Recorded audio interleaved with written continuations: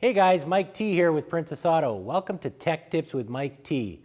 We're talking about selecting a snowblower. So you're in the market for a snowblower, not quite sure what you're looking for. There's tons of them out there, different models, different brands.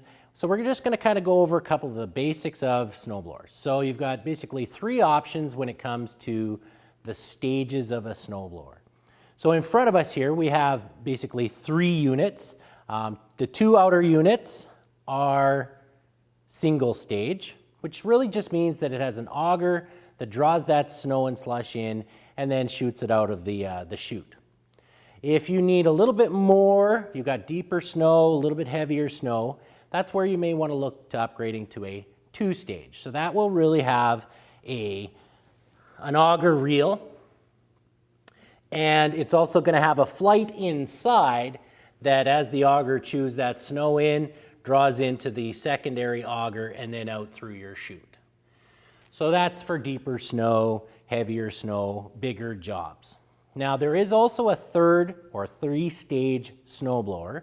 We don't have them in our selection here, but what it'll have is it'll have your standard auger, but before the secondary auger in the back to throw it out through the chute, your flight, you're going to have a 90-degree auger that sticks out in the middle, and it's going to turn this way. So if you're chewing up a whole lot of really dense ice, really heavy snow, it's kind of like a pre-auger. It smashes that up, then it gathers into your second stage and first stage, and then out through your chute.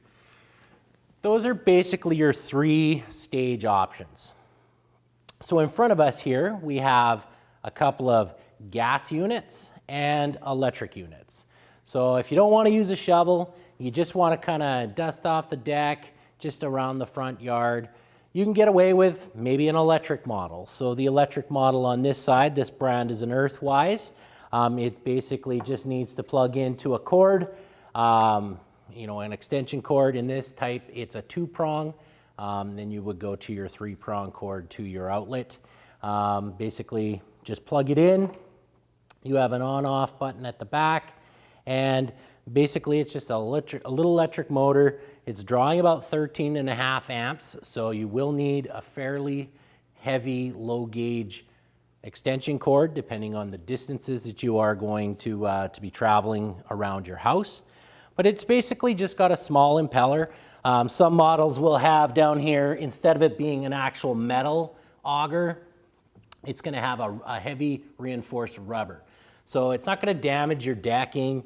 It's not going to damage any kind of, things that might be a little bit more sensitive than if you're running a metal auger.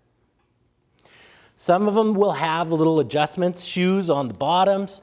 Some of them won't. It all depends on the models you're looking at. In some cases, you're going to have, all of the adjustability at the back side. So when we want to rotate and change the angle of our snow chute, we can just rotate a really easy control here. We basically have an on-off brake system. If you trip, slip, or fall, it will kill that auger from turning, or if you get something caught inside. So not a lot of options when it comes to bolt-on options. It doesn't have automatic chutes, and it doesn't have controls. If you want to control your height and distance of your chute, you will just have to manually move this up and down and then just lock it in place. You just got to be careful with rocks. If you've got a pad that you're parking on that's gravel, they can, over time that can start to damage the plastic, especially if it's really cold out. If electric isn't really what you're looking for, we also have a similar unit, just a little bit larger. Again, it is a single stage unit with a rubber auger. It does have metal sides on it, but it has a rubber plate that will rotate. But in this case, this one's a gas unit. So to make it easy to start, you can pull them over. There is a recoil that you can automatically pull that over if you choose. But this one also has a start function. So what you would need with the kit is a snowblower extension cord. So it's got your standard three-prong. It will have the male-female side, and on the unit itself At the back side of this unit, we'll have a plug-in that we will plug that into. And all we have to do is plug that into our outlet on our house. On the back side here, we have a little red button that we will push, and that has an electric start. Once it's started and running, you just disconnect your plug and continue on snow blowing.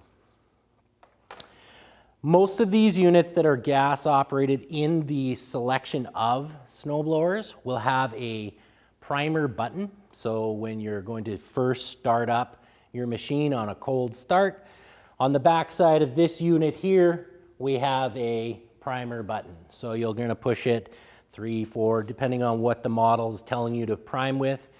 Give it a few what it suggests. They also have an emergency start key. So there'll be a key that's going to be placed inside. Sometimes your models will come with an extra one. This key needs to be inserted in for you to operate your snowblower, and that comes in with many of the gas models.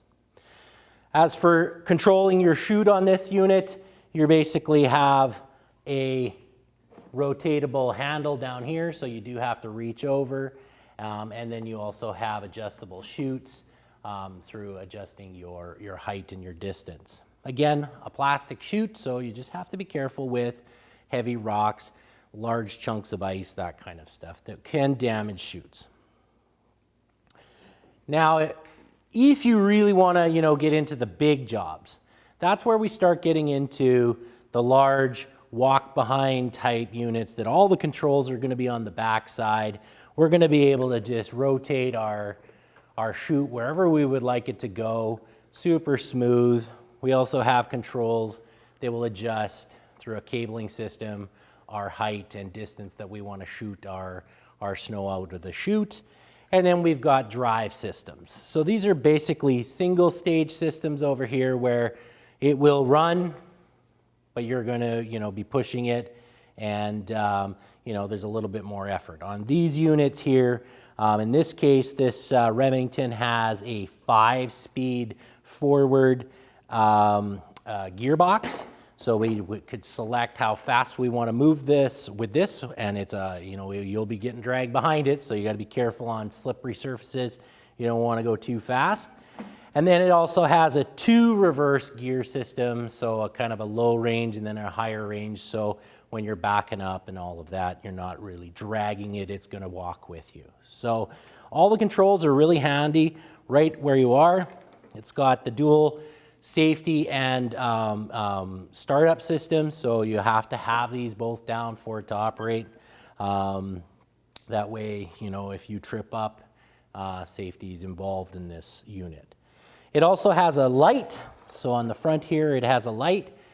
This is not a battery operated unit, so again you do have to plug it in. So on the back side here there's a plug and then a push button. That's a 120 volt system, so once that's started, your light will come on. As soon as when you stop your unit or stall it out or turn it off, your light will shut off. It runs off of the magneto that's on the motor.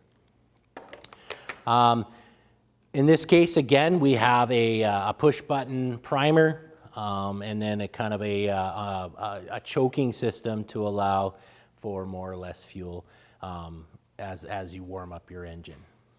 What you won't find on any of these units is an air box. So because we're using these in the winter, you don't have an air filter that can freeze up, so you don't have to actually check that, and that's not part of the unit. So if you are searching for one to do maintenance, that's not on these units, so don't search too hard.